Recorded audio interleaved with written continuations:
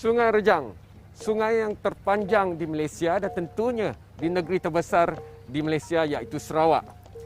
Kawasan ini perlu dilihat dengan lebih dalam menjelang kita mengingati betapa pentingnya Hari Kemerdekaan dan juga Hari Malaysia untuk negara dan masyarakat kita. Sepatutnya tidak ada yang terpinggir dan tertinggal dalam arus pemodenan, tetapi isu seperti infrastruktur, jalan raya, bekalan air, elektrik dan sebagainya masih lagi antara yang paling penting di kawasan seperti ini. Oleh itu, agenda Awani dalam episod khas ini menelusuri Sungai Rejang, masuk ke Rumah Panjang dan mendapatkan sendiri pandangan mereka, rakyat kita, rakyat Malaysia tentang kemerdekaan dan juga Hari Malaysia.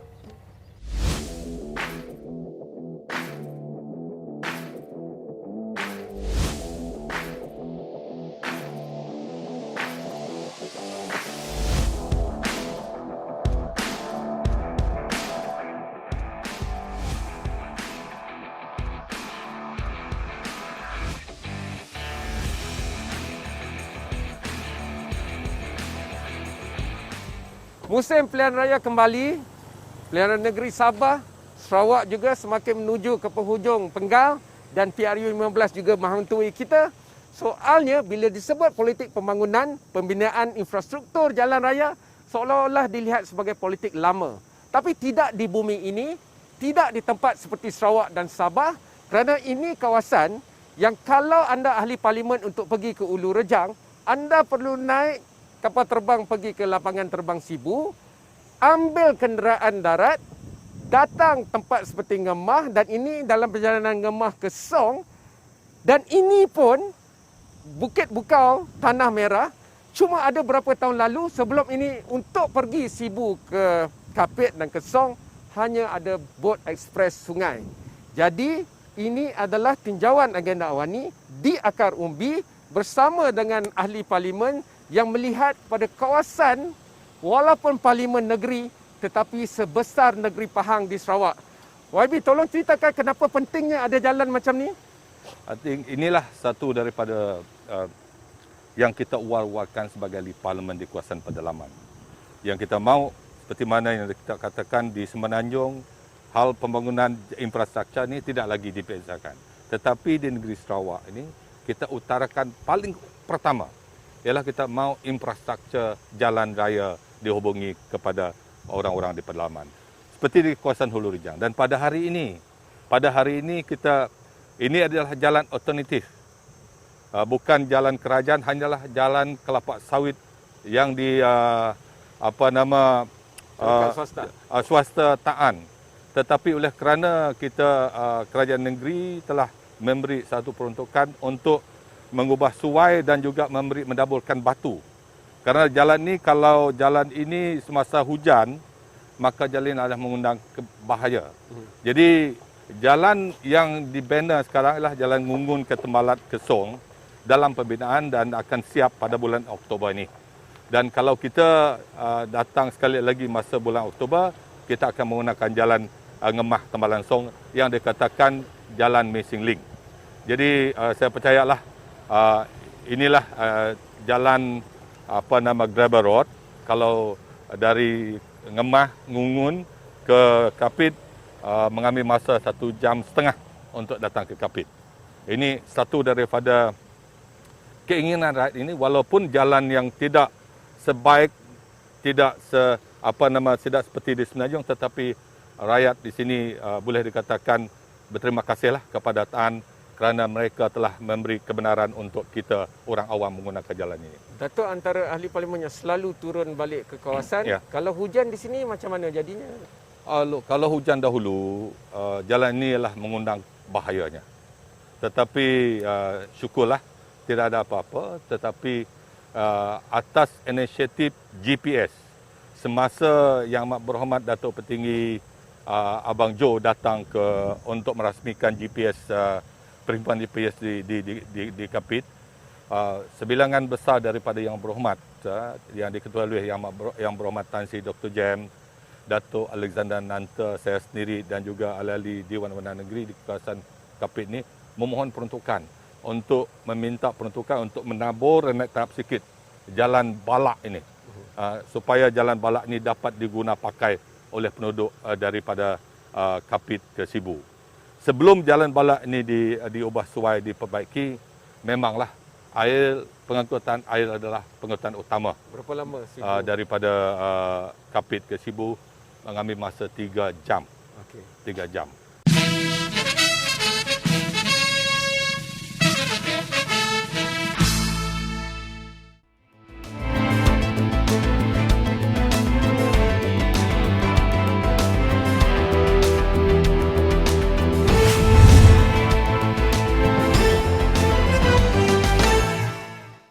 Satu ketika dulu air Sungai Rejang ini tentunya jernih dan kita boleh lihat ikan di dalamnya. Namun anak-anak sungai yang menyumbangkan pada aliran Sungai Rejang ini itu masih lagi boleh dilihat bergantung pada kawasan, sama ada isu pembalakan, pencerahan tanah dan sebagainya. Jadi saya ke salah satu rumah panjang, rumah undi kerana nama tuainya adalah undi. Juga di situ bersama dengan wakil rakyatnya kerana pemimpin dan kepimpinan di kawasan ini penting untuk memastikan bahawa walaupun jauh di bahagian Ulu Rejang ataupun Pelagus, tapi rakyat Malaysia masih tidak tertinggal daripada arus pemodenan dan ada keunikan eko-pelancongan dengan sistem tagang. Apa dia dan apakah nasib rakyat kita yang berada di rumah panjang di kawasan jauh di Ulu Rejang seperti di Pelagus dan dalam lagi? Teruskan menonton agenda awal ini.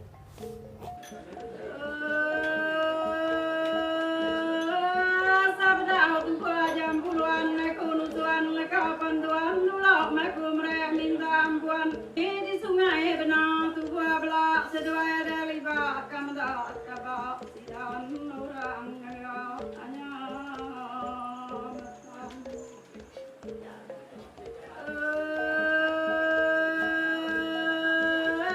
kasih dulu matua belak aku menganan agak gaya pajulu anuan muji ada suap sedua dari ruat kampung abung dua Wabi, kalau boleh tolong kenalkan diri YB dan kawasan YB di sini. Apa yang kita saksikan ni? Nama saya ialah Yang Berhormat Wilson Nyabong Anak Ijang, ahli Dewan Undangan Negeri DUN 61 Pelagus Sarawak lah. So kawasan ini Sungai Benar ini satu dalam kawasan satu PDM. Pusat daerah mengundi di kawasan N61 Pelagus. Kawasan ini sekarang membangun sebab pertama kali jalan melalui sebelah sana tadi dibuat tahun 2013 kah masa itu di finance oleh Kementerian Luar Bandar. Sekarang kita ada tengok untuk pembangunan infrastruktur sini sebab kita ada menubuhkan Yang Amat Berhormat Ketua Menteri sekarang. Sejak dia jadi Ketua Menteri, dia menubuhkan satu agensi di bawah kita kata Rekoda, Regional Development Economic Development. Agensi bawah itu kita mempercepatkan pembangunan infrastruktur di kawasan Upper Rejang. Inilah projek jembatan dan juga jalan raya menghubungi Ulu Benar ini. Ada beberapa tiga buah rumah panjang lagi ke sana. Belanja untuk membangunkan jembatan ini, ada satu lagi jembatan sana. Jalan raya sebanyak 40 juta ringgit. So itulah pembangunan di sini sebab adanya infrastruktur jalan raya ini, kita akan membangunkan tanah kita untuk sosioekonomi kita, untuk rakyat di sini. YB, mungkin orang yang tidak pernah berada di kawasan pedalaman, terutamanya di kawasan Ulu Rejang, mereka tidak boleh membayangkan kenapa infrastruktur itu mesti lebih penting daripada yang lain. Jadi contohnya, dalam perjalanan ke sini, saya juga melalui jalan Balak dahulu yang kini diletakkan batu dari Sibu tadi. Dan juga bila saya lihat semakin hampir ke sini, ke sungai ini, Saya lihat sudah ada penempatan dan juga perniagaan di tepi-tepi jalan lebuh raya. Ya. Berbanding dahulu, tumpuannya hanya di sekeliling tebing sungai kerana Ya. itulah aktiviti. Adakah jalan dan jalan raya itu sudah pun menunjukkan perubahan sosioekonomi YB? Memang sebab itu dulu kita tidak ada jalan laluan kepada ke satu-satu pentempatan lah. Cuma melaluan sungai. Masa kemarau kita susah mau tarik itu perahu pakai. Tapi sekarang dengan infrastruktur yang ada, selain daripada jalan yang senang dihubungi ke satu tempat, memang sesuai ekonomi kita dapat booming lah, dia akan bertambah lah. Kita macam Encik cakap tadi, kita ada tengok orang menjual barang di tepi jalan untuk berniaga lah, peniaga kecil. Apa perubahan yang ketara yang sudah pun berlaku di kawasan ini? Perubahan ketara oleh kerana infrastruktur yang sedia ada. Pertama, kita dapat RES, tarik itu tali lita api kita. Okey. Satu. Dua, kerana kita ada tower, itu tower untuk kita punya telecommunication tower lah.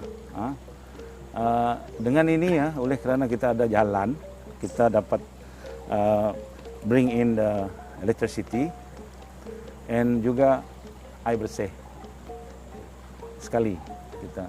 Oleh itu banyak perubahan kerana infrastruktur yang ada. Jauh kita tengok, boleh macam di sini dulu susah naik ke rumah undi sini.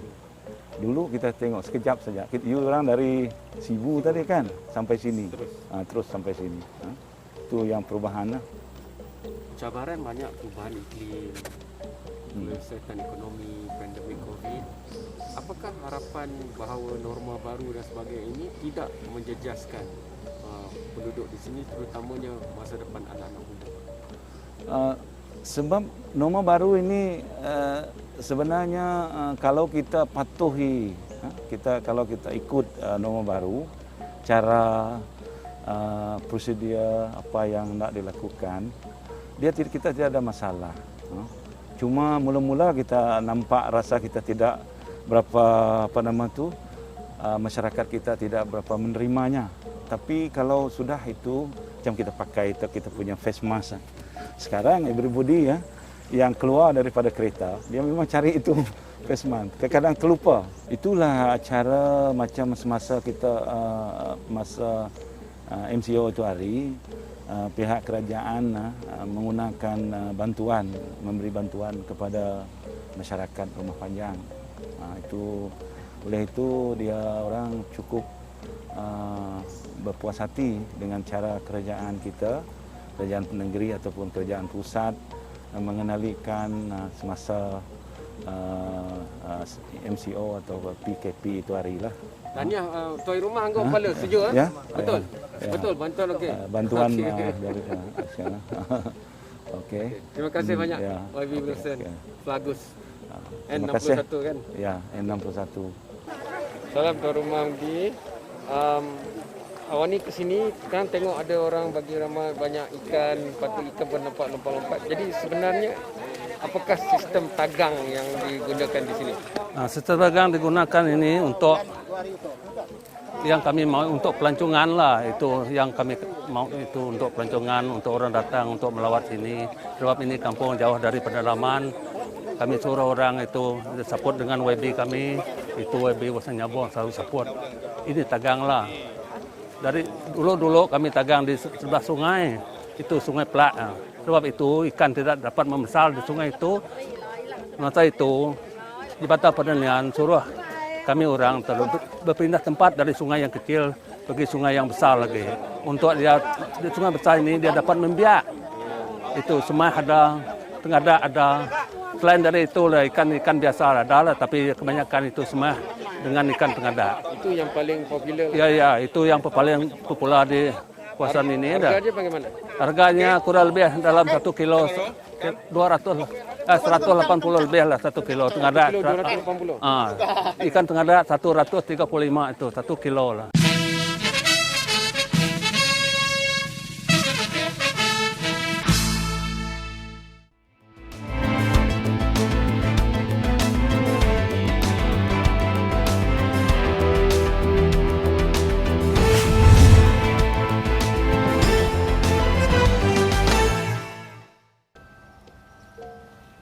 Bandar Kapit menjadi nadi penting kepada pemusatan pergerakan mobiliti manusia, barang, pembangunan dan juga daripada anak-anak sungai dan kawasan pedalaman datang ke sini untuk keluar ke Sibu dan sebagainya. Soalnya, jika baru-baru ini je jalan raya siap untuk memberikan alternatif mobiliti pembangunan dan sebagainya, apakah nasib pada golongan seperti wanita dan anak muda yang berada di rumah-rumah panjang, di Pelagus maupun di kawasan Ulu Rajang yang lain? Dalam konteks ini, agenda awal ini bertemu dan bertanya sendiri kepada anak muda dan juga wanita di rumah undi, rumah panjang yang begitu unik. Kerana bila sampai bukan tangga terus ke rumah umum, tetapi ada pelantar dulu kemudian dia naik. Itu ekosistem yang membentuk rumah undi dan kita tanya minda mereka.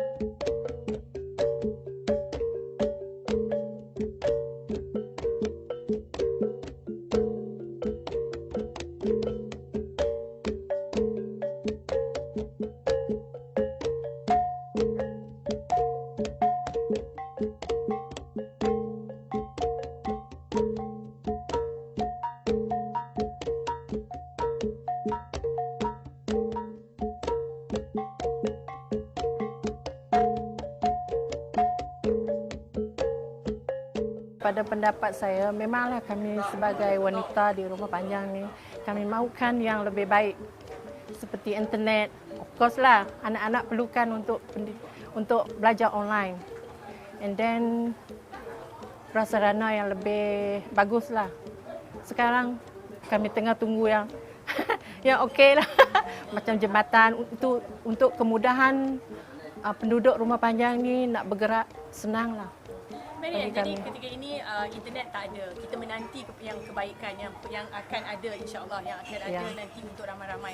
Jadi apa yang Marian dan wakil-wakil wanita yang lain, ibu-ibu yang lain lakukan untuk rumah panjang ini, untuk anak-anak dan juga belia-belia yang ada? Untuk pada pendapat saya lah. Sebab yang diam di rumah panjang ni, tapi kebanyakan mereka tinggal di pasar, macam pasar Kapit tu, anak-anak dihantar ke sekolah pasar. Macam saya sendiri, saya tinggal di Sibu. So anak saya belajar di Sibu lah. Tu kemudahan tu mestilah kami nak macam dekat rumah panjang ni untuk akan datang untuk lebih lebih menyenangkan untuk kepada penduduk ini. Bukan untuk kepada budak-budak saja, orang di sini pun memerlukan kemudahan yang lebih sesuai lah untuk kebaikan untuk rumah panjang. Itu memanglah sebagai seorang naluri seorang ibu memang mengharapkan yang lebih baik pada anak-anak yang bersekolah. Memang kita mengharapkan supaya mereka maju dan mendapat suatu hari nanti mereka akan mendapat pekerjaan yang baik dan menjamin masa depan mereka. Itu yang kita harapkan. Kami dari Biro Wanita Rumah Undi mengucapkan selamat menyambut Hari Kebangsaan 2020. Yes. Jadi kita selalu bercakap mengenai pembangunan, apa yang dimahukan. Jadi daripada segi belia pula, bagaimana agaknya orang-orang belia di sini contohnya melihat kepada pembangunan yang ada. Pada pendapat saya sebenarnya belia sekarang ni terutamanya di Kapit lah. Mungkin kalau nak dibandingkan kepada macam di KL apa, memang kita kurang sikit lah.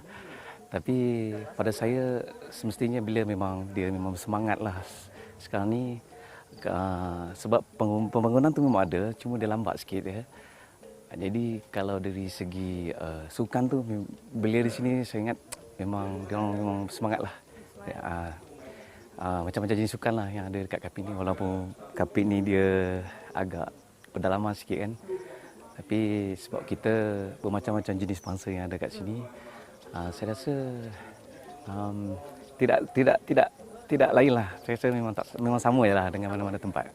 Kalau kita lihat macam di Kapit ni, kemudahannya saya rasa yang masih kurang lagi lah dari segi kelajuan internet tu. Sini banyak di kalangan belia yang minat dengan e-game tu kan, PUBG macam tu semua. Tapi masalah tu memang adalah. Saya katakan memang internet dia masih dah. Saya minta maaf. Dari segi bakat, dari segi muzik, saya sendiri ada band juga. Cuma kita agak susah sebenarnya untuk menunjukkan diri kita. Bakat yang ada tu, kalau nak dibandingkan macam di Semenanjung contohnya, yang itu memang ada susah. Tapi ada platform yang tersendiri lah. Macam RTM, dia ada buat macam-macam jenis pertandingan nyanyian untuk peringkat di kawasan maksud saya di negeri Sarawak lah. Contohnya pertandingan macam Anugerah Carta Siapa Juara ACSJ. Dari segi muzik lah, kita baru-baru ini telah mendaftar dengan Pejabat Belia dan Sukan, mewujudkan satu persatuan di mana kita mengumpul semua belia-belia yang ada di sini yang mempunyai bakat dalam bidang muzik. Baru saja didaftarkan. Nama persatuan itu 7D, Persatuan Muzik untuk Bahagian Kapit lah. Jadi kita sekarang ni masih lagi merancang program yang kita buat untuk program akan datang lah maksud saya kan. Salah satu program yang kita nak buat iaitu mengajar bagaimana belia ini dia kompos lagu. Dari situ nanti kan sekarang ni senang, kita boleh buat studio dekat rumah aja, tak perlu macam dulu-dulu kita pergi kan buat recording suara semua kan. Yang itu antara salah satunya lah. Sebenar Hari Kebangsaan ini, saya ingin mengucapkan selamat Hari Kebangsaan kepada semua rakyat Malaysia. Kita sama-sama jaga kita, kekalkan jarak yang macam dipesan oleh Perdana Menteri kita. Daripada belia-belia di luar sana, harap bersabar dan selamat maju saya ucapkan. Terima kasih. Apa antara pembangunan ataupun program-program yang dilihat tidak mencukupi dan mencukupi untuk kawasan ini? Sudah semestinya saya selaku Setiausaha Pemuda Parti Rakyat Sarawak bagi kawasan Dun Institut Pelagus untuk saya mencadangkan kepada pihak kerajaan negeri maupun kerajaan persekutuan untuk mempercepatkan bukan hanya pembangunan, bukan hanya jalan ataupun sosioekonomik, tapi saya juga mahu untuk memperlihatkan sebab Sarawak sekarang dalam landasan yang mengiktiraf untuk digital economic dan semestinya luar bandar, saya rasa tidak ketinggalan untuk kita semestinya untuk umum kita tahu di Benar, kawasan Sungai Benar tidak ada liputan telecommunication tower. Disebabkan tidak ada telecommunication tower, kita tidak dapat berhubung untuk satu sama lain. Begitu juga dengan belia-belia kita tidak dapat melalui internet untuk mereka membuat ulang kaji pelajaran maupun melalui internet untuk isu-isu semasa dan sebagainya. Kita semua tahu Malaysia ini dalam revolution 4.0 industry. So luar bandar kita jangan bagi jurang dalam, kita kena samakan dengan urban and rural area. Kita kena bagi semua untuk digital economy, untuk lebih lagi kita di kawasan pendalaman Sarawak. Ini yang saya tekankan lah. Jelas bahawa Bandar Kapit amat bergantung pada sistem aliran sungai untuk pengangkutan dan juga pembangunan. Namun, hanya beberapa tahun baru ini sahaja ada alternatif jaringan pengangkutan lain iaitu jalan raya. Bertahun lamanya sejak merdeka, kawasan seperti Kapit hanya bergantung pada air yang ada, arus yang ada untuk mendapatkan bekalan-bekalan penting ataupun tidak mereka untuk mobiliti dan sebagainya. Kini keadaan berubah. Namun menjelang kita mengingati perjuangan kemerdekaan dan juga penyatuan Malaysia, maka eloklah kita ketengahkan pemerkasaan kepada mereka yang paling hujung di dalam geografi negeri Sarawak dan juga Malaysia, kerana tidak ada seorang pun, walau di mana jua mereka berada, di mana pun rumah panjang mereka, harus tertinggal daripada arus kepesatan pembangunan negara tercinta Malaysia. Ini agenda awani laporan dari kawasan pedalaman di Sarawak, Malaysia.